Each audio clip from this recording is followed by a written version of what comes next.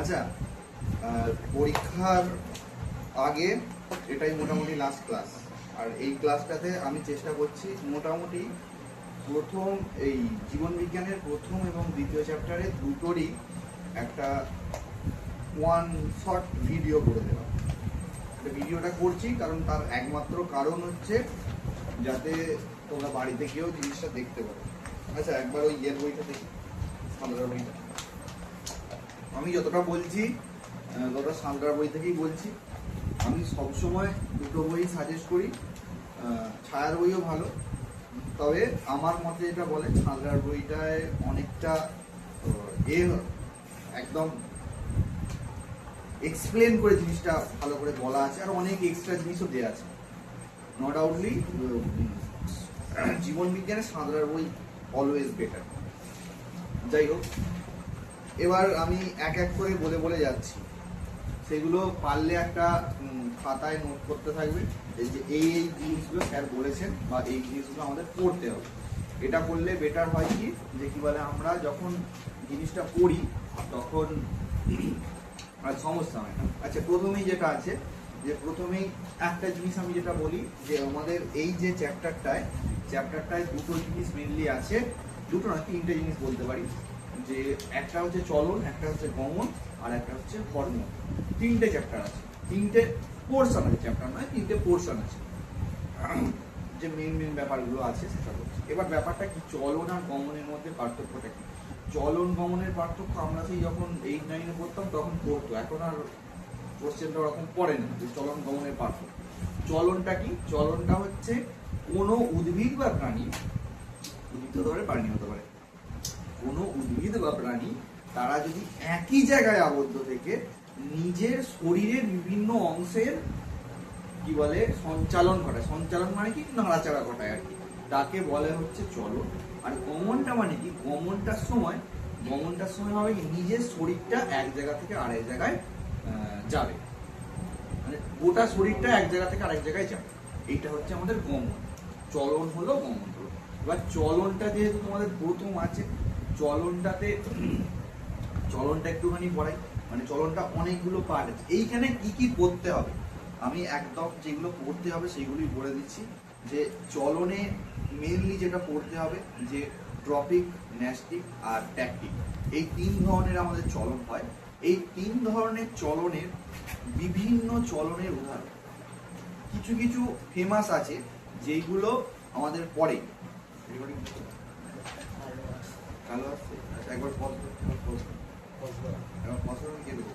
এবার ঠিক আছে, ঠিক আছে, অন করে দেন, অন করে, ঠিক আছে। যেই জায়গাটা আমি একটুখানি বলছি, এই আলোর সমস্যা হচ্ছিল একটুখানি পজ করবো। যাই হোক, যেই জায়গাটা আমি বলার চেষ্টা করছি সেটা হচ্ছে তিন ধরনের আমাদের চলন আছে। একটা হচ্ছে ট্রপিক, ট্যাকটিক আর ন্যাস্টিক, ঠিক আছে।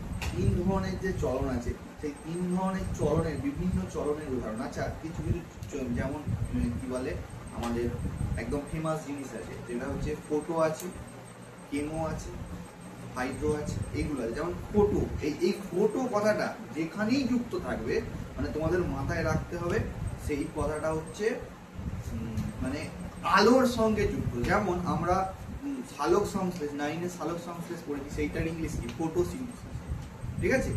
ফোটো কথাটা যুক্ত আছে, মানে আলোর কোথাও একটা ভূমিকা আছে এইখানে। যেমন ফোটোট্রপিক চলন, ফোটোট্রপিক চলন মানে কি? যেই দিকে আলো থাকবে সেই দিকে আস্তে আস্তে এগিয়ে যাবে গাছটা। আরেকটা আছে কি? জিওট্রপিক চলন। জিও মানে কি? এখানে জিও মানে হচ্ছে পৃথিবী, ঠিক আছে। অর্থাৎ পৃথিবী নয়, এখানে আমরা যেটা বুঝবো মাধ্যাকর্ষণটা বুঝবো। মাধ্যাকর্ষণটা সবসময় কি, সে কোন দিকে কাজ করে? মাধ্যাকর্ষণটা কাজ করে হচ্ছে পৃথিবীর কেন্দ্রের দিকে, ঠিক আছে। তার মানে কি, যে চলনটা হচ্ছে বা যে ধরনের মুভমেন্টটা হচ্ছে, মানে কি উদ্ভিদের মূলগুলো কি হয় সবসময় নিচের দিকে নামতে থাকে, তার মানে কি এটা জিওট্রপিক চলন। বোঝা গেছে না? এই যে উদাহরণগুলো, যেমন থার্মোন্যাস্টিক চলন, থার্মোন্যাস্টিক বা থার্মোট্যাকটিক বা যাই বলি না, থার্মোন্যাস্টিক, থার্মো কথাটা যেখানেই থাকবে আমাদের বুঝতে হবে থার্মো কথাটা আছে মানে ওইখানের সঙ্গে টেম্পারেচারের কিছু একটা সম্পর্ক আছে, ঠিক আছে। টেম্পারেচার বা তাপমাত্রার সঙ্গে কিছু একটা সম্পর্ক, তাপমাত্রার কারণে কিছু একটা চেঞ্জ হচ্ছে। এইখানে দুভাবে কোশ্চেনটা আসে যে এই চলনটা কাকে বলে। ঠিক আছে, তোমাদের একটা বিশেষ পদ্ধতি আমি বলে দিচ্ছি, যে যেই ওয়ার্ডগুলো বললু সেই ওয়ার্ডগুলো যদি ওখানে লেখা যায় যে এখানে একটা জিনিসের কাজ করে উদ্দীপক। উদ্দীপক জিনিসটা কি? যেমন তোমার সামনে একটা বিরিয়ানির থালা রেখে দেওয়া হলো, তুমি কি করবে? কিছুক্ষণ পর সেইটার দিকে অগ্রসর হবে।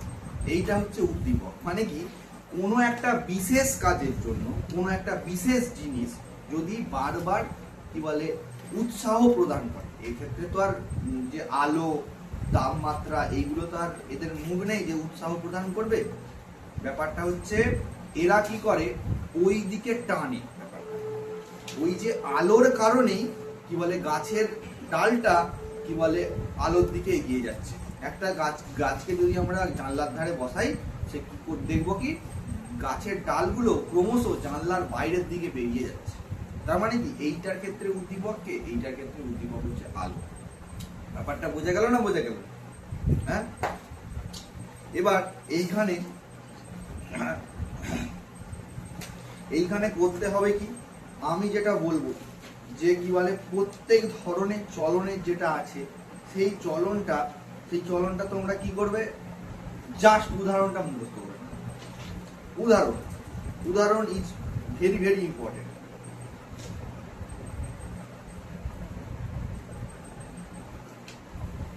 আর একটা জিনিস যেটা অনেক সময় দেয় অনেক সময় দেয় না, সেটা একটুখানি যদি দেখে যাও ভালোই হয়। ট্যাকটিক, ট্রপিক আর ন্যাস্টিক এর তিনজনের পার্থক্যটা পড়ে না, চট করে পড়ে না। তাও আমি বলছি যে একবার দেখে গেলে সেইটা কি বলে। আচ্ছা, এই জিনিসগুলো আমি একটু করে বলি যে ট্যাকটিকটা কি, ট্রপিকটা কি, এগুলো কি একটুখানি বলি। যেমন তোমাদের প্রথম যেটা আছে সেটা হচ্ছে ট্যাকটিক চলন বা আবিষ্ট চলন। এই ট্যাকটিক চলনটা কি হয়, এক্ষেত্রে কি হয় বলতো, এক্ষেত্রে আলো, রাসায়নিক পদার্থ বা বৈদ্যুতিক শক্তি বিভিন্ন কারণে, ঠিক আছে, ওই যে উদ্ভিদের ডালপালাগুলো বা উদ্ভিদের অঙ্গ এক জায়গা থেকে আরেক জায়গায় এগিয়ে যায়। বোঝা গেল না? বোঝা গেল? ব্যাপারটা বোঝা গেল? ট্যাকটিক চলন মানে হচ্ছে বলেছে আলো, তাপমাত্রা, রাসায়নিক পদার্থ, বিদ্যুৎ শক্তি প্রভৃতির বহিস্থ উদ্দীপকের প্রভাবে উদ্ভিদের অঙ্গের স্থান পরিবর্তনকে ট্যাকটিক বা আবিষ্ট চলন বলে। যেমন ফটোট্যাকটিক চলন। ফটোট্যাকটিক চলনটা কোনখানে হয়? ফটোট্যাকটিক চলনটা হয় হচ্ছে এইখানে, যেমন উদাহরণ দেওয়া আছে হচ্ছে ক্লাইমাইডোমোনাস বা ভলভক্সের আলোকের অভিমুখে চলন। মানে কি হচ্ছে, এই ধরনের উদ্ভিদগুলো কি হলো, এই ধরনের উদ্ভিদগুলো কি হয়, যখনই আলো দেখতে পায় তার দিকে চলতে শুরু করে। এটা একটা বাইরের উদ্দীপক, ওদের শরীর ইনফরমেশন দেবে ওই দিকে আলো আছে, ওই দিকে চল। এই যেমন নেতাজি বলেছিল দিল্লি চল, সেরকম ব্যাপার আর কি। আচ্ছা, যাই হোক, আর একটা হচ্ছে যেইটা হচ্ছে খুব পরে, সেইটা হচ্ছে কেমোট্যাকটিক চলন। কেমোট্যাকটিক চলনের উদাহরণটা খুব ইম্পর্টেন্ট। যেমন মসের শুক্রাণু সুক্রোজের প্রভাবে আর কি বলে প্রাণের শুক্রাণু ম্যালিক অ্যাসিডের প্রভাবে ডিম্বাণুর দিকে অগ্রসর হয়। মানে এইখানে কি হয় জানিস তো, এইখানে হয় হচ্ছে মসের শুক্রাণুটা, ঠিক আছে, এই ডিম্বাণুর কাছাকাছিতে ডিম্বাণুটা কি করে, কি বলে এক ধরনের কি বলে সুক্রোজ বলে এক ধরনের জিনিস তৈরি করে, যেইটাকে দেখেই মসের শুক্রাণুগুলো টিম টিম করে লাফাতে লাফাতে চলে যায় ডিম্বাণুর কাছে। ঠিক আছে, টিম টিম করে লাফাতে লাফাতে যায় আর ওই ফটোট্রপিকটা বলছিলাম। আচ্ছা, ট্রপিক চলন মানে কি? ট্রপিক চলন মানে হচ্ছে দিক নির্ণয় হবে, উদ্ভিদের দিক নির্ণয় হবে। উদ্ভিদটা কোন দিকে যাবে সেইটা উদ্দীপকের সাহায্যে নির্ণয় হবে, দিক নির্ণয় সাহায্য করবে। আর ন্যাস্টিক চলনটা কি? ন্যাস্টিক চলনটা হচ্ছে উদ্দীপক যেই বরাবর যাবে উদ্ভিদের ডালপালাও সেই বরাবর। আর একবার আমি একটা বলছি যে ট্রপিক চলন মানে, এই ট্যাকটিক চলন মানে হচ্ছে বাইরের কোনো উদ্দীপক সে বলবে তার প্রভাবে উদ্ভিদের ডালপালা এক জায়গা থেকে আরেক জায়গায় যাবে। ভালো করে শুনুন এখানে, যে ট্যাকটিক মানে হচ্ছে বাইরের কোনো উদ্দীপক, যে কোনো উদ্দীপক হতে পারে, রাসায়নিক পদার্থ হতে পারে, তাপমাত্রা হতে পারে, এই সব উদ্দীপকের প্রভাবে উদ্ভিদের ডালপালাগুলো এক জায়গা থেকে আরেক জায়গায় চলে যাবে। এটা হচ্ছে ট্যাকটিক চলন। আর একটা হচ্ছে এর পরেরটা হচ্ছে ট্রপিক চলন। ট্রপিক চলন মানে কি, ওই যে বাইরের যে উদ্দীপকগুলো থাকবে সেইগুলো গাছপালার যে দিকটা সে ঠিক করে দেবে, কোন দিকে এগোবে বাইরের দিক। যেমন ফটোট্রপিক চলন। ফটোট্রপিক চলন যেটা বলছিলাম, যে একটা গাছকে যদি তুই জানলার ধারে রেখে দিস, তাহলে গাছপালার দিকটা কোন দিকে হবে? গাছপালার দিকটা হবে হচ্ছে আমাদের কি বলে ওই সূর্যালোকের দিকে। আবার তুই যদি একটা ওই মটর দানা বা কি বলে ছোলার দানা, তাকে যদি পেরেকে করে ঠুকে ঠুকে একটা এতে লাগা, একটা বোর্ডে লাগা, দিয়ে ওর আশেপাশে জল দিয়ে দিস, ঠিক আছে? এটার উপরেও জল দিলি, আর ওর আশেপাশে স্পঞ্জ আটকে দিয়েছিস, স্পঞ্জে জল আছে। এবার কি হবে জানিস তো, ওই যে কি বলে আমাদের যে ছোলা দানার কি বলে ওই যে মূলটা বেরোবে, সেইটা কিন্তু ওই জলের দিকেই যাবে। এটাকে বলে হাইড্রোট্রপিক চলন। মানে কি, ওই যে মূলের যে দিকটা সেটা ওই জলের দিকে যাচ্ছে। আর হাইড্রো কথাটা যেখানেই থাকবে তোরা ভাববি ওইটার সঙ্গে জলের কিছু একটা সম্পর্ক আছে। যেমন একটা কথা আছে ইংলিশে হাইড্রোফোবিয়া। ফোবিয়া মানে ভয়, হাইড্রোফোবিয়া মানে যারা জলে ভয় পায়, মানে জলাতঙ্ক লোক যখন হয় না, ওই তখন হাইড্রোফোবিয়া হয়। মানে আমাদের শরীরের মস্তিষ্কে একটা ইনফরমেশন দেয় এটাকে এখানে জল, তার মানে এটা একটা ভয়ানক ব্যাপার। মানে সেই যখনই জলটা তো সামনে নিয়ে আসবে না, যে সেই মির্গির মতো হবে, খেঁচে পিছিয়ে যাবে শরীরের রকম। মানে কি, হাইড্রো কথাটা যেখানেই থাকবে তোরা মনে করবি ওটার সঙ্গে জলের কিছু একটা সম্পর্ক আছে। আর ট্যাকটিক বললে তুই বলবি যে কোনো উদ্দীপকের প্রভাবে ডালপালা নড়বে, ঠিক আছে? ট্রপিক বললে বলবি দিকটা ওই কারণে নড়বে। যদি হাইড্রোট্রপিক হয় মানে জলের কারণে কি বলে উদ্ভিদের গাছপালা, উদ্ভিদের এই ডালপালা কি বলে ওই জলের কারণে এক জায়গা থেকে আরেক জায়গায় যাবে। এটা হচ্ছে হাইড্রোট্রপিকের কি বলে সংজ্ঞা হয়। ফটোট্রপিক কি হবে, আলোর প্রভাবে উদ্ভিদের ডালপালা আলোর দিকে এগিয়ে যায়, এটা কি ফটোট্রপিক চলন। সবকিছু মুখস্থ করার দরকার নেই, দুটো একটা ওয়ার্ড জানলেই হবে, ব্যাপারটা বোঝা গেল না? বোঝা গেল। যেমন জিওট্রপিক চলন। জিওট্রপিকটা এই বললাম, ট্রপিক মানেই কি তার দিকটা ঠিক হবে, ঠিক আছে? উদ্ভিদের বা গাছপালা যাই বলিস না কেন, তার যে ডালপালাটা কি বলে ডালপালার দিকটা কে ঠিক করে দেবে? যদি জল ঠিক করে দেয় সেটা হাইড্রোট্রপিক, যদি সেটা আলো ঠিক করে দেয় সেটা ফটোট্রপিক, আর যদি সেটা অভিকর্ষ বা কি বলে আমাদের যদি বলিস মাধ্যাকর্ষণ, সে যদি ঠিক করে দেয় তাহলে সেইটা হচ্ছে জিওট্রপিক। বোঝা গেছে না? বলে জিও অ্যাকচুয়ালি আমাদের যে পৃথিবীটা আছে, তোরা যদি ভূগোল পড়বি, এই যে আমাদের পৃথিবীর যে আকারটা, এই আকারটার কিন্তু একটা নাম আছে, এই আকারটার নাম হচ্ছে জিওট, ঠিক আছে? মানে কি, ও দুদিকটা এরকম একটু খোলা পাড়া, আর ওপর আর নিচের দিকটা একটু চাপা পাড়া। মানে মেরু অঞ্চলে একটু চাপা, আর কি বলে আমাদের নিরক্ষীয় অঞ্চলে একটু খোলা। এটা একটা জিওট বলে একটা বিশেষ আকার আছে, মানে ওইটার নাম দেওয়া হয়েছে, ঠিক আছে? তাই জন্যই এখানটা বলা হয়েছে। আর আগের দিনই বোধহয় তোদের এখানেই বলছিলাম যে জিওমেট্রিটা আবিষ্কার হয়েছিল প্রথমে। জিওমেট্রির যে জনক বলা হয় তাকে ইউক্লিডকে বলা হয়, ঠিক আছে? উনি মানে জিওমেট্রিটা আবিষ্কার করার সময়, মানে যখন পৃথিবীকে মাপছিলেন, পৃথিবীটা কতটা বড়, তখনই তিনি তার ভাব পৃথিবীটা মাপছিল, তখনই কিন্তু তার বইটার নাম আমার মনে পড়ছে না ইতিমধ্যে, যে কি বলে ওই বইটা তিনি লিখেছিলেন যে কি বলে জিওমেট্রি। যেমন তোরা কিছুদিন পর পড়বি ত্রিকোণমিতি। মিতি, এই মিতি শব্দের অর্থ হলো, এই মিতি শব্দের অর্থ হলো পরিমাপ করা।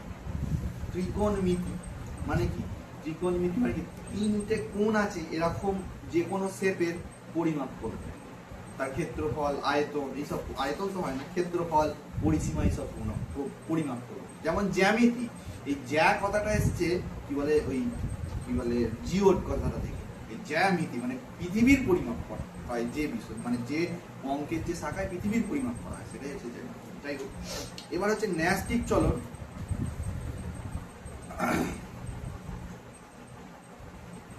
এবার ন্যাস্টিক চলন মানে কি? ন্যাস্টিক মানে হচ্ছে তীব্রতা। এইগুলো আগেরগুলো দেখছিলিস যে যে আমাদের যে গতিপথটা সেইটা ঠিক করে দিচ্ছিল উদ্দীপক। এইখানে কি করবে, উদ্দীপক যত বেশি তীব্র হবে তত বেশি কাজ হবে। মানে যেমন ধর একটা বলছি, যেটা হচ্ছে কি বলে ফোটোন্যাস্টিক। ফোটো মানে বুঝতেই পারছিস যে একটা আলোর সঙ্গে সম্পর্ক আছে। ফোটোন্যাস্টিক মানে হচ্ছে ওই যে আমাদের ফুল আছে, কি বলে কি বলে সূর্যমুখী ফুল। সূর্যমুখী ফুল দেখবি, সূর্যমুখী ফুল মানে রাত্রির বেলা ঝিমিয়ে যায়, আবার যখনই সূর্যটা উঠবে, মানে যখনই আলোর তাপমাত্রা, আলোর মানে যে তীব্রতাটা বাড়বে, তখনই কি হবে, ওই কি বলে সূর্যমুখীটা ওপর দিকে মুখ করে থাকে। ব্যাপারটা বোঝা গেল না? বোঝা গেল। তার মানে এই যে ন্যাস্টিক কথাটার অর্থে আছে যে তীব্রতা যেদিকে বেশি হবে সেই দিকে তার চলন হবে। ব্যাপারটা বোঝা গেল না? বোঝা গেল। ট্যাকটিক মানে হচ্ছে বাহ্যিক উদ্দীপকের মাধ্যমে হবে, ট্রপিক মানে হচ্ছে তার গতিপথ নির্মিত হবে, আর ন্যাস্টিং মানে হচ্ছে তার তীব্রতা গতিপথ নির্ণয় করবে। এগুলো একটু আমি বলবি। সিজমোন্যাস্টিকটা খুব পরে। সিজমো মানে স্পর্শ, ঠিক আছে? স্পর্শ বা কম্পন। তোরা সিজমোগ্রাফ তো জানিস, এরে আমাদের ভূমিকম্প মাপতে ব্যবহার করা হয়, কম্পনটা মাপতে ব্যবহার করা হয়। সিজমো মানে হচ্ছে কম্পন। মানে এইটার উদাহরণ কি হয় বলতো? লজ্জাবতী পাতা। এই লজ্জাবতী গাছের ইংলিশ জানিস? কেউ জানিস কি? মানে একটু হাসির টাইপের, touch me not plan, touch me not. হ্যাঁ রে, মানে যদিও এর একটা ফর্মাল ইংলিশ আছে, তবু ছোটদের বইয়েতে আমি সিবিএসই যখন পড়াই দেখেছি টাচ মি নট প্ল্যান, লজ্জাবতী গাছের। যাই হোক, এইটা বললাম। কেমোন্যাস্টিক, সূর্য শিশির বা পতঙ্গ বুক, এই প্রাণীদের এটা খুব পরে। কেমো, শোন, কেমো বা কেমিক্যাল বা রাসায়নিক এর প্রভাবে যেই চলনগুলো হয় সেইগুলো একটু ভালো করে পড়বি। কেমোন্যাস্টিক, কেমোট্যাকটিক, কেমোট্রপিক, এগুলো ভালো করে পড়বি। আচ্ছা, এইখানে এরপরে যেটা আছে হরমোন। হরমোন কথাটা এসছে হরমাও থেকে। যাই হোক, ওই আমি এতে যাচ্ছি না, ব্যাপারটা একটুখানি বলি। হরমোন, হরমোন থেকে একটা কোশ্চেন আছে যে হরমোনকে রাসায়নিক দূত বলা হয়। কেন কেন বলতো? একটা হরমোনের উদাহরণ দিচ্ছি তোদেরকে, সেটা হচ্ছে আমাদের এর কথা ভাব, ওই যেটাকে আপাতকালীন হরমোন বলে। কি বেশ হরমোনটার নাম? আপাতকালীন হরমোন কাকে বলে রে? কোন হরমোনকে আপাতকালীন হরমোন বলে? হ্যাঁ, ইনসুলিন নয়। কে বলতে পারবি আপাতকালীন হরমোন কাকে বলে? আপাতকালীন হরমোন বা বিপদকালে যে হরমোনটা কাজ করে, যার জন্য আমাদের বুক ধুকপুক করে তাড়াতাড়ি, টেস্টোস্টেরন সেক্স হরমোন। হ্যাঁ, কে বলতে পারবি? না গো, সোজা একটা হরমোনটার নাম কেউ একজন বল।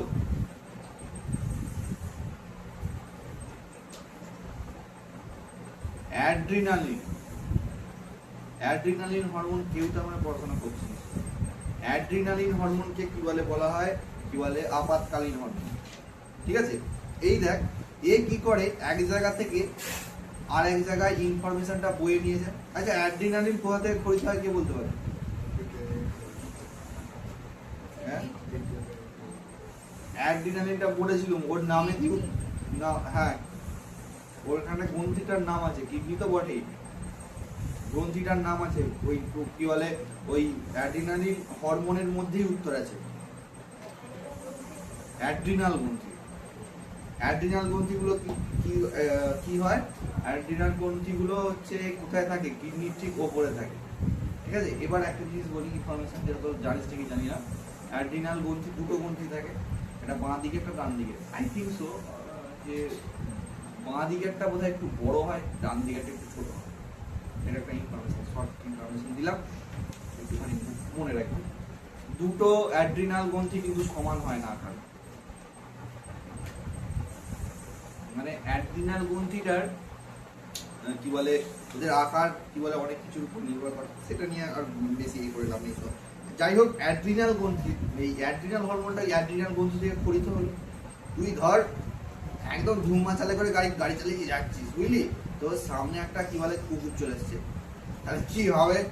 তোর হার্টবিট একদম মানে 100 থেকে 500 হয়ে যাবে, যদিও সেটা সম্ভব না, বলছি আর কি। তোর হার্টবিটটা কি হবে, খুব তাড়াতাড়ি হয়ে যাবে, খুব তুই যা হোক করে এরকম করে মাখিয়ে টেরিয়ে যা হোক করে বেঁচে গেছিস পড়তে পড়তে, বুঝতে পারলি তো? তার মানে তোর মস্তিষ্কে একটা দুমদাম ইনফরমেশন যাবে, ওরে বাপ রে এক্ষুনি পড়ে যাবো রে, যে কি বলে তাহলে আমাকে হার্টবিটটা একটু বাড়িয়ে দিতে হবে, ঠিক আছে? এই যে ইনফরমেশনটা এক জায়গা থেকে আরেক জায়গায় গেল, তাই জন্য বলা হয় হরমোনকে বলা হয় রাসায়নিক, আর কি রাসায়নিক পদার্থগুলো এক জায়গা থেকে আরেক জায়গায় নিয়ে যেতে সাহায্য করে, যে কারণে বলে, তাই জন্য হরমোনকে বলা হয় রাসায়নিক দুধ।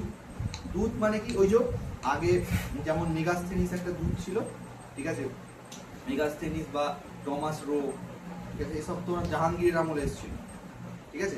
এই এরা দুধ কি করে, এক জায়গা থেকে আরেক জায়গায় খবর নিয়ে যায়। টমাস, হ্যাঁ, এইখানে তোদের কি কোশ্চেন হবে যে হরমোনকে রাসায়নিক সমন্বয়কারক বা রাসায়নিক দুধ বলে। দয় দীর্ঘ ত, আবার দুধ লিখে দিয়ে জানো। আচ্ছা, এক ধরনের হরমোন আছে যেইটাকে বলা হয় ফাইটো হরমোন। এটা অন্য কিছু না, উদ্ভিদ হরমোনকে ফাইটো হরমোন, ঠিক আছে। এটা মাথা খোঁড়াখুঁড়ি কিছু নেই যে স্যার কি হবে গো, ফাইটো হরমোন আবার কি? ফাইটো হরমোন মানে হচ্ছে, এই দেখ এখানটায় লেখা আছে, এটা 6 পাতায় এটার উত্তরটা লেখা আছে। হরমোনকে রাসায়নিক সমন্বয়কারী বা রাসায়নিক সমন্বয়ক কেন বলে, ঠিক আছে। আমাদের খিদে পাওয়া থেকে কি বলে চোখ পিটপিট করা, সবই কিন্তু হরমোনের জন্যই। আচ্ছা, এইখানে আমি অলরেডি বলে দিয়েছি, তোমাকে আবার ঢং করে দেখাতে হবে না চোখ পিটপিট কেমন করে হয়। এবার যদি বলি উপরে কিলো না কেমন করে হয়, বৃষ্টির উপর এক্সপেরিমেন্ট করে দেখাও, দেখাই নিস, ও মরে যাবে, ও আবার মাথা ঢুকে ফেলবে। আচ্ছা শোন, এই যে আমাদের 3টে উদ্ভিদ হরমোন আছে, অক্সিন, জিবরেলিন আর কি বলে সাইটোকাইনিন। এই 3টে হরমোন, এই 3টে হরমোনের কাজ, অক্সিনটায় প্রথম যে কোশ্চেনটা হয় অগ্রস্থ প্রকটতা, ঠিক আছে। অগ্রস্থ প্রকটতা কাকে বলে, এই কোশ্চেনটা পড়ে, ঠিক আছে। যদি আমি কাঠি মুকুলকে কেটে বাদ দিয়ে দিই তাহলে কি হবে, উদ্ভিদের ডালপালা না কি বলে, উদ্ভিদের কি বলে অধিক শাখা প্রশাখাটা বৃদ্ধি পায়, ঠিক আছে। মুকুলের সংখ্যা না বৃদ্ধি পেয়ে উদ্ভিদের শাখা প্রশাখা বৃদ্ধি পায়, এটা কি বলা হয় অগ্রস্থ প্রকটতা। এই অগ্রস্থ প্রকটতাকে কি বলে, আমাদের কি বলে অক্সিন খুব হেল্প করে, ঠিক আছে। যাই হোক, আর এইখানে আরো কোশ্চেন পড়ে কৃত্রিম অক্সিন যেগুলো আছে 2,4-D, ঠিক আছে। আর হ্যাঁ, এইখানে দুটো জিনিস আছে, সেটা হচ্ছে IAA, IBA, NAA, ঠিক আছে। এই 3টের পুরো নাম, ঠিক আছে। IAA মানে ইন্ডোল অ্যাসিটিক অ্যাসিড, ঠিক আছে। IBA মানে হচ্ছে ইন্ডোল বিউটারিক অ্যাসিড, আর NAA, হ্যাঁ NAA আছে ন্যাপথলিন অ্যাসিটিক অ্যাসিড, ঠিক আছে। এই জিনিসগুলো আছে, এই জিনিসগুলো একটু ভালো করে করবি তাহলেই হবে, হ্যাঁ। IPA-টা অতটা করা যাবে, ইন্ডোল প্রোপানিক অ্যাসিড, এটা না করলে হবে, ঠিক আছে। এইখানে পরে অক্সিন, জিবরেলিন আর সাইটোকাইনিন 3টেরই কি বলে রাসায়নিক নামটা ভালো করে করবি, আর কাজটা ভালো করে করবি। কাজ ইজ মোর ইম্পর্টেন্ট। ট্রপিক চলন নিয়ন্ত্রণে অক্সিনের প্রচুর ভূমিকা আছে। ট্রপিক মানে এই বললাম, ট্রপিক মানে হচ্ছে তার দিকটা কোন দিকে নির্মিত হবে। জিওট্রপিক মানে সেটা কি বলে পৃথিবীর কেন্দ্রের দিকে, এবং ফোটোট্রপিক মানে হচ্ছে, জিওট্রপিক হয় মূলে, আর কি বলে ফোটোট্রপিক হয় কি বলে কাণ্ডে বলতে পারিস, বা পাতায়, বা কি বলে ডালপালাতে।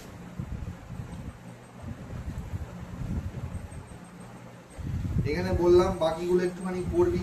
জিবরেলিনের কি বলে কাজ, মোর ইম্পর্টেন্ট। জিবরেলিনের মোর যে ইম্পর্টেন্ট কাজ বা মোস্ট ইম্পর্টেন্ট কাজ, যেটা হচ্ছে মুকুল ও বীজের সুপ্ত অবস্থা ভঙ্গ করা। এই কোশ্চেনটা প্রত্যেকবার পড়ে, কোন হরমোন মুকুল ও বীজের সুপ্ত অবস্থা ভঙ্গ করে। কর্মমধ্যে দৈর্ঘ্য বৃদ্ধি করে, শুধু ছেড়ে মুখস্থ করে নিবি। আর এইখানে আমি এটা আগেই বলেছি, পার্থেনোকার্পি ফল কি? পার্থেনোকার্পি ফল হচ্ছে যে কি বলে বীজবিহীন বড় ফল উৎপাদন করার পদ্ধতিতে অক্সিন হরমোনের সাহায্যে বীজবিহীন ফল কি বলে স্বাভাবিকের থেকে বড় ফল উৎপাদন করার পদ্ধতিকে বলা হয় পার্থেনোকার্পি। এই কোশ্চেনটা বারবার বলছি, এই কোশ্চেনটা পড়বে।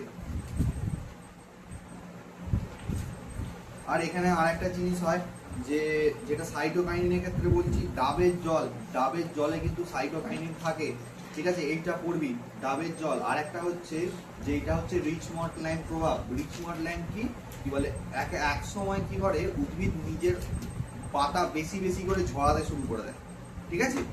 সাইটোকাইনিন এইটা রোধ করতে সাহায্য করে, এইটা রোধ করার জন্য কৃত্রিম সাইটোকাইনিন প্রয়োগ করা হয়।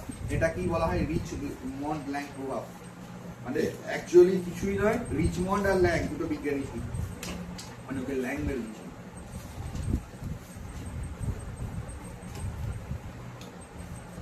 আচ্ছা যাই হোক, আচ্ছা এইখানে এরপরে প্রাণী হরমোনটায় আমরা ঢুকছি।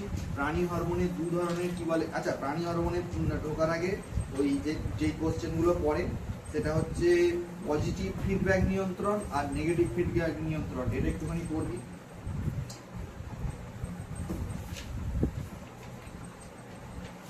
আর একটা জিনিস যেটা মোস্ট ইম্পর্টেন্ট, সেইটা হচ্ছে আমাদের পিটিউটারি গ্রন্থি থেকে যে হরমোনগুলো খরিত হয় সেই হরমোনগুলোর নাম আর কাজ। এইটার কি বলে কোনো রকম বিকল্প নেই, এইটা তোমাকে করতেই হবে। আরেকটা হচ্ছে ক্যালোরোজেনিক হরমোন কাকে বলে, মানে আমাদের যে কি বলে ওই থাইরক্সিন হরমোন, সেই হরমোনটাকে ক্যালোরোজেনিক হরমোন বলে। ওই কেন বলে ওইটাও পড়বে।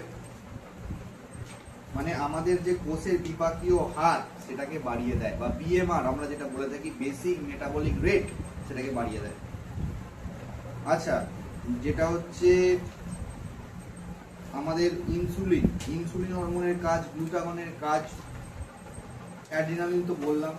আর মোস্ট ইম্পর্টেন্ট বারবার আমি বলছি যে আগের বছর এটা পড়েছিল মাধ্যমিক পরীক্ষায়, প্রোজেস্টেরন, টেস্টোস্টেরন আর ইস্ট্রোজেন।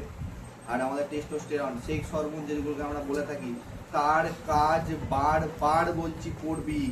এই জায়গাটা মাধ্যমিকের ফেভারিট জায়গা, এই জায়গা থেকে একটা কোশ্চেন আসবে। যেগুলো স্ত্রী কি বলে সেক্স হরমোন এবং যেগুলো পুরুষ সেক্স হরমোন, অ্যাকচুয়ালি আমাদের যে টেস্টোস্টেরন, ওই টেস্টোস্টেরন এর কাজগুলো অনেকবার পড়িয়েছি, অনেকবার বলেছি যে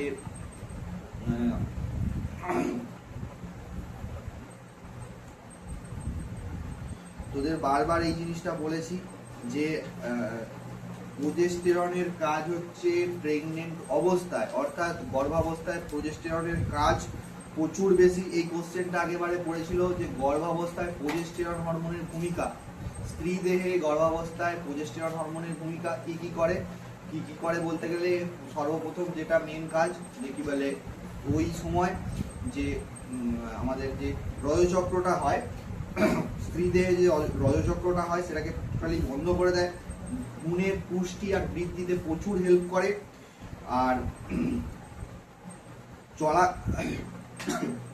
আর গর্ভাবস্থা চলাকালীন কি বলে জরায়ুর অমসৃণ পেশিগুলিকে সংকুচিত করতে থাকে, যাতে পরবর্তীকালে যখন বেবি হবে সেটা বেরিয়ে যায়।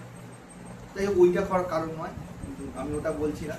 যে মূল যে কাজ সেটা হচ্ছে প্রেগনেন্ট অবস্থায় কি বলে রজচক্রটাকে বন্ধ করে দেয় আর ভ্রূণের বৃদ্ধি করতে সাহায্য করে, বৃদ্ধি আর পুষ্টি এইটা করতে সাহায্য করে। বারবার বলছি, এটা আগের বারেও পড়েছে। ইস্ট্রোজেনের কাজ হচ্ছে প্রেগনেন্সির আগে, ঠিক আছে, মানে কি বলে স্তনগ্রন্থির বৃদ্ধি থেকে রজচক্র নিয়ন্ত্রণ সবই করে কি বলে ইস্ট্রোজেন। আর এর প্রধান কাজ হলো ডিম্বথলিতে ডিম্ব উৎপাদন।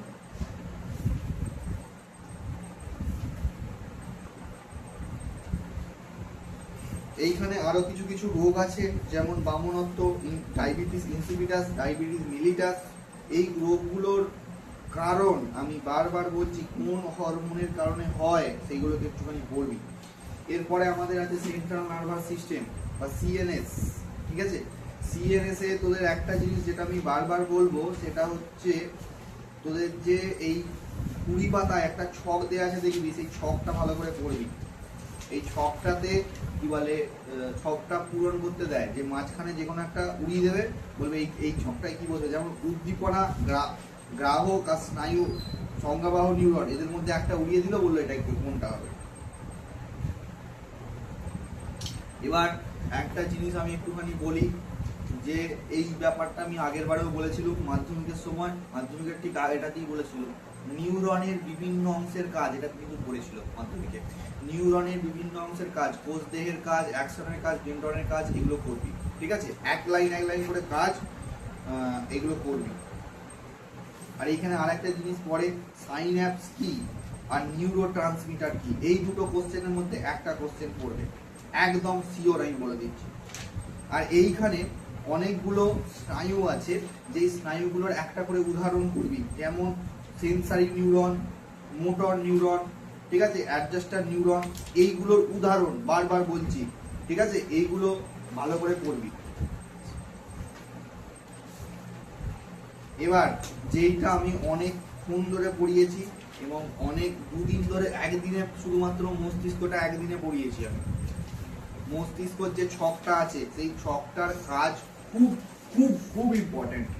25 পাতায় মস্তিষ্কের কি বলে ছকটা।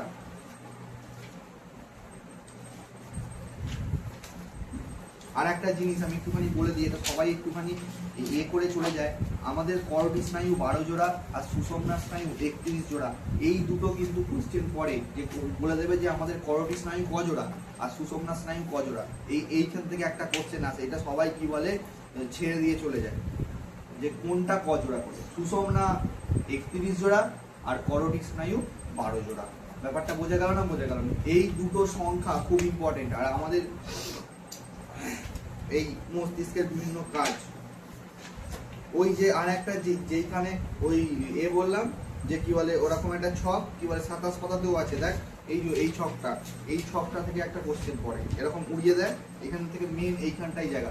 এইখানে দুটো জিনিস পড়ে, কি জানিস তো? এখানে পড়ে হচ্ছে আমাদের ওই সহজাত প্রতিবর্ত ক্রিয়া আর অর্জিত প্রতিবর্ত ক্রিয়ার উদাহরণ, একদম 26 পাতার লাস্টে একদম লেখা আছে, ঠিক আছে? সহজাত উদাহরণটা পড়বি। সহজাত প্রতিবর্ত ক্রিয়া মানে কি? সহজাত প্রতিবর্ত ক্রিয়া মানে যেগুলো আমরা জন্মানোর সঙ্গে সঙ্গে শিখে যাই, মানে যেমন কি শিশুর কি বলে জন্মানো হওয়ার সঙ্গে সঙ্গে প্যাঁ প্যাঁ করে কাঁদে, এটা ভগবান ওখান থেকে একদম প্যাঁচ এঁটেই দিয়েছে, যে তুই যেই পৃথিবীর আলো দেখবি, ডাক্তার থাকুক নার্স থাকুক, নার্সকে ভালো লাগলেও কাঁদবি, নার্সকে কি বলে খারাপ লাগলেও কাঁদবি, বুঝতে পারলি? প্যাঁ প্যাঁ করে কাঁদতে লেগে যাবে, ঠিক আছে? এইটা হচ্ছে ওপর থেকে ঠিক করাই থাকে। আর একটা কি হয়, সে বেরোনোর সঙ্গেই তার খিদে পেয়ে যায়, কি বলে মানে শিশু ভূমিষ্ঠ হওয়ার পরই তার স্তন্যপানের ইচ্ছা, আমি বেরিয়েছি মানে আমার খেতে দিতেই হবে, এরকম ব্যাপার আর কি, বুঝতে পারলি? এরকম ব্যাপার। ওইটা হচ্ছে সহজাত প্রতিবর্ত ক্রিয়া। আর অর্জিত প্রতিবর্ত ক্রিয়া কোনগুলো? লোকের সঙ্গে ঝগড়া করা, এগুলো আমরা ছোট থেকে শিখিনি। এটা উদাহরণ। উদাহরণ কি তাহলে? উদাহরণ হচ্ছে সাইকেল চালানো, কোনো কিছু জিনিস মুখস্থ করা, এটাও একটা কিন্তু প্রতিবর্ত ক্রিয়া। এইটা আমরা, হ্যাঁ আমি যেটা বারবার বলি, কারোর ট্যালেন্ট বলে কিছু জিনিস হয় না, ট্যালেন্ট বলে কিছু জিনিস হয় না, ট্যালেন্ট তৈরি করতে হয়, ঠিক আছে? We doesn't possess talent, we create talent. এটা কার কথা জানিস? ওই যে যার ছবি লাগানো আছে, গুরুদেব বিরাট কোহলির কথা বলছে, আমরা ট্যালেন্ট আমরা আমাদের মধ্যে থাকে না, আমরা ট্যালেন্টকে তৈরি করি। যদি বিরাট কোহলিকে 2011-12 দেখিস, সে দেখবি কি বিচ্ছিরি পারা দেখতে, কোনো রকম ফিটনেস নেই, কিচ্ছু নেই, বাদ পড়ে যাচ্ছে, রান করতে পারছে না। এখন বিরাট কোহলি দেখবি টেস্ট ম্যাচ তো এমন লাফাচ্ছে বাচ্চা ছেলের মতো, 40 বছর বয়স, লোকটা 38-40 বছর বয়স। আমরা মানে তোরা এরকম লাফাতে পারবি নি, ওর যা ফিটনেস।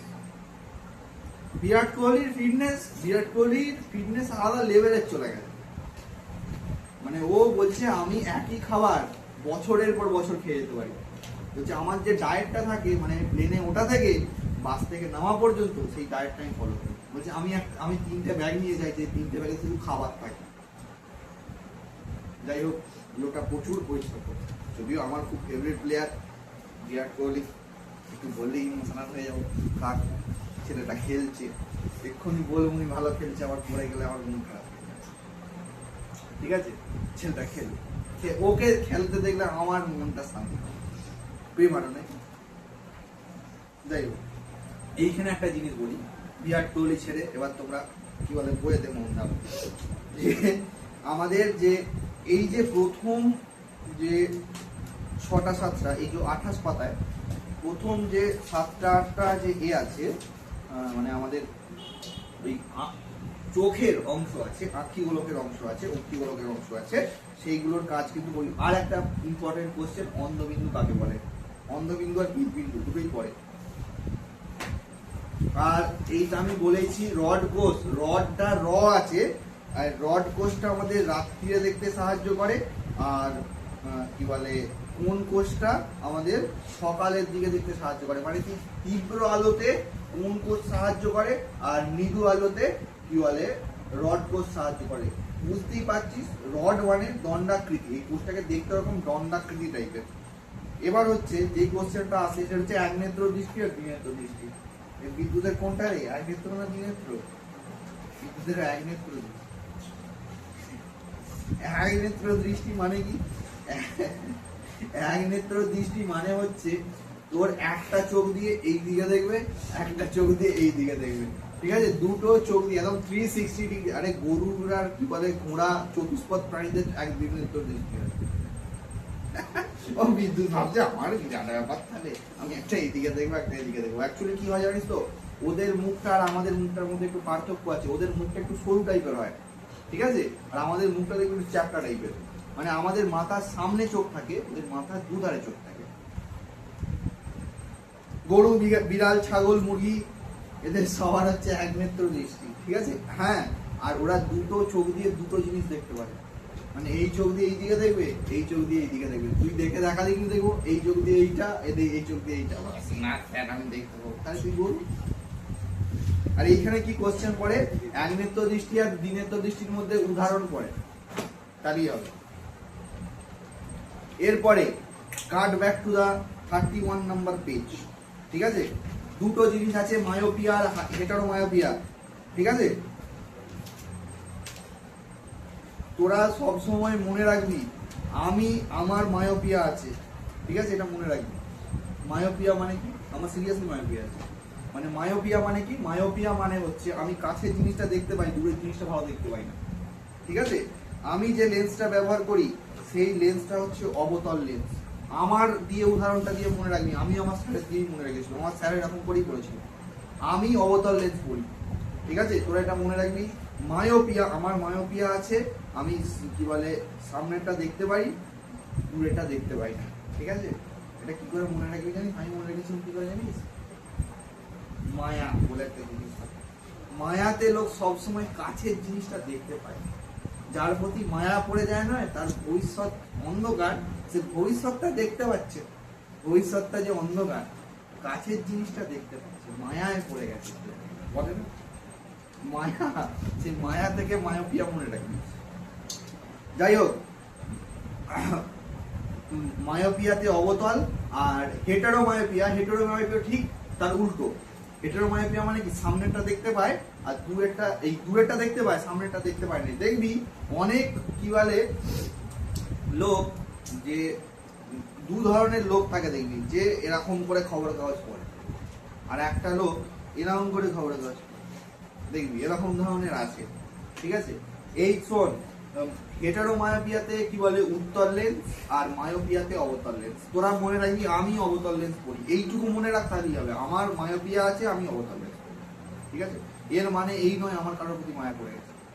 এই ম্যাডামও এগুলো দেখে, ভিডিওগুলো সব বলা উচিত।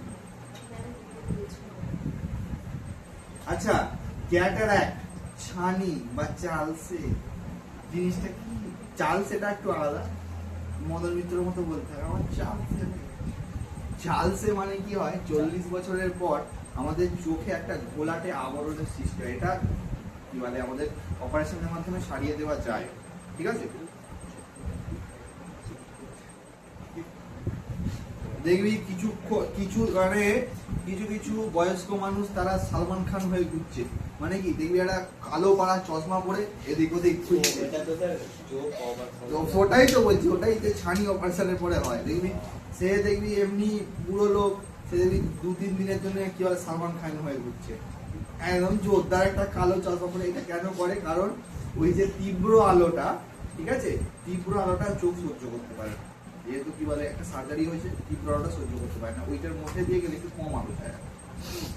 মানে আমাদের যে কোন কোষগুলো থাকে সেগুলো ক্ষতিগ্রস্ত হয়। যাই হোক, এটা একটা হলো। আর এইখানে 2-3টে জিনিস আছে আমি বলে দিই। কি বলে, গমনে মায়াটম পেশির ভূমিকা, ঠিক আছে, মাছের গমনে মায়াটম পেশির ভূমিকা। আর একটা হচ্ছে ওই পালকের সংখ্যা, রেকটিসেস আর রেমিজেস। রেমিজেস হচ্ছে ডানার যে পালকগুলো হয়, আর রেকটিসেস হচ্ছে মানে এটা কি বলে, টেল মানে ল্যাজ, ওই ল্যাজের পাখনাগুলো হয়। ল্যাজে 12টা আর কি বলে ডানায় 23টা পাখনা থাকে। পাখনা বলছি, ওটা কি বলে, পালক থাকে। এটা হলো। আর এইখানে একটা জিনিস পড়বি, যেটা হচ্ছে দেহের ভারসাম্য রক্ষা। আমাদের দেহের ভারসাম্যটা রক্ষা করে লঘু মস্তিষ্ক এবং অন্তঃকর্ণ। অন্তঃকর্ণের কি বলে অটোলিন বলে একটা যন্ত্র আছে, সেই যন্ত্রে একটা লিকুইড থাকে, ঠিক আছে, সেই লিকুইডটা কিন্তু আমাদের কি বলে দেহের ভারসাম্যটা কি বলে রক্ষা করে। মানে আমরা যার জন্য উল্টে না পড়ে যাই। প্রেগনেন্সির সময় এই অটোলিন যন্ত্রটা একটুখানি নড়বড়ে হয়ে যায়, ঠিক আছে। নড়বড়ে মানে কি, এই প্রেগনেন্সি যখন হয় সেটা আলাদা কারণ আছে, যদিও লঘু মস্তিষ্কটা কি বলে সঙ্গে কিছুটা অংশ সমস্যা হয়, তাই জন্য মাথা ঘুরে পড়ে যায়। এইখানে বলছেন বিদ্যুৎ মাথা ঘুরে, এটার কারণ আমি জানি।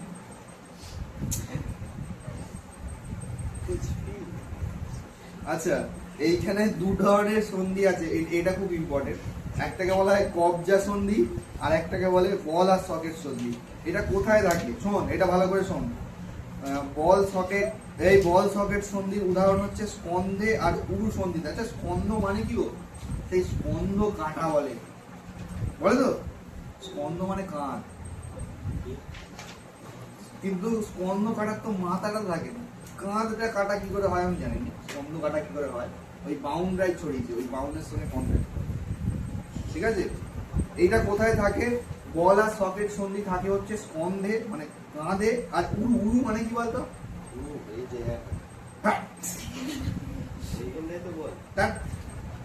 এই বেমা উরু মানে কোন জায়গাটারে? দুর্যোধনের উরু ভঙ্গ হয়েছিল, উরুতেই সব শক্তি ছিল। হ্যাঁ, দাবনাটা আমাদের এটাতেই ছিল। হ্যাঁ, দুর্যোধনের কি বলে সমস্ত প্রাণ শক্তি লুকিয়েছিল এইখানটা। তুই দুর্যোধনকে যেখানেই মারিস, ঠিক আছে, ওর কার একটা বেশ সূর্যের না কার একটা কি বলে এ ছিল, সূর্যের না কুন্তিরই বোধহয় একটা এ ছিল, আশীর্বাদ ছিল নাকি বলতো, এখানটা এরকম একটা এ আছে, গল্প আছে আর কি। বল সকেট সন্ধি মানে ভীম ওর বল সকেট সন্ধি ভেঙে দিয়েছিল, বুঝতে পারলি? ভীম কি বলে দুর্যোধনের বল সকেট সন্ধি ভেঙে দিয়েছিল, তাই জন্য মৃত্যু হয়। তারপরে তো সবাই জানি সেই ঘটনাটা, যে ওর ওই রক্ত নিয়ে গিয়ে, ওর নয় দুঃশাসনের রক্ত নিয়ে গিয়ে কি বলে ওই এর মাথায় দিয়েছিল, দ্রৌপদী। এখন বর্তমান যুগেতে দ্রৌপদী খুঁজে পাওয়াই চাপ। কেন বলতো? ওরকম ওই যে নারীবাদী মানে সেই চুলে কালার করা, হাতে 4টে আংটি পরা, ওটা নারীবাদী মানে, ঠিক আছে। নারীবাদী মানে হচ্ছে নারীদের কি বলে মানে ধর যেগুলো দরকার সেইগুলো নিয়ে যারা লড়াই করে, ওরকম করে যারা করে তারা শুধু ঢং করে, ওই কি বলে কালি আঁকি আছে। আর হচ্ছে যেটা হচ্ছে কবজা সন্ধি। এই কবজা সন্ধির কথা তোরা শুনেছিস, যে কবজা ভেঙে গেছে। কবজা হচ্ছে এইখানটা থাকে, আমাদের কনুইয়ে থাকে, টিবিয়াতে, আর হাঁটুতে থাকে। হাঁটুটা আমি দেখাতে পারছি না, ওটা বাকি। মোটামুটি এই কোশ্চেন গুলো যদি আপনারা করে ফেলেন, আপনাদের সরস্বতী ঠাকুর কেন কি বলে স্বয়ং যমরাজেরও আপনাদের নাম্বার আটকাতে পারবে। এই কোশ্চেন গুলো করবেই।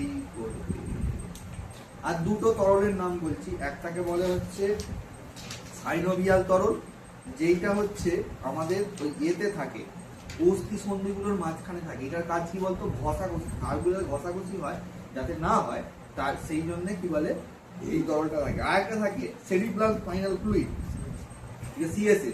এটা কোথায় থাকে বলতো?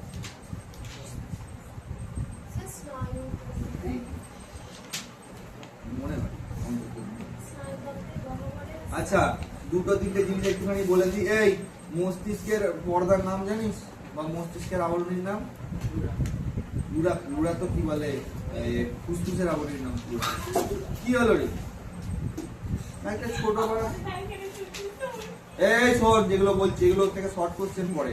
এই তোদের একটা আমার এক্সপিরিয়েন্স থেকে বলছি, আমি লাস্ট দিন যেটা পড়াইছি সেখান থেকে কোশ্চেন পড়ে। তার একমাত্র জলজ্যান্ত উদাহরণ লিসা। লিসার খাতায় এই যে যা লিখে দিয়েছিলাম তাই পড়েছিল। লিসা করতে পারেনি সেটা আলাদা ব্যাপার, জিজ্ঞেস করবি। শোন, যে কি বলছিলাম, আবরণী, মস্তিষ্কের আবরণীর নাম হচ্ছে মেনিনজেস।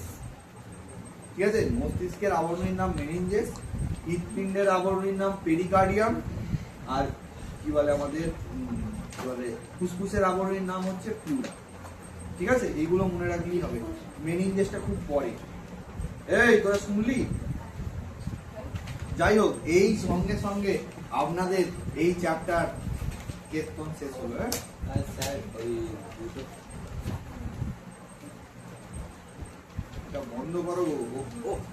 এইটা বন্ধ করতে বলছে, স্টপ কর।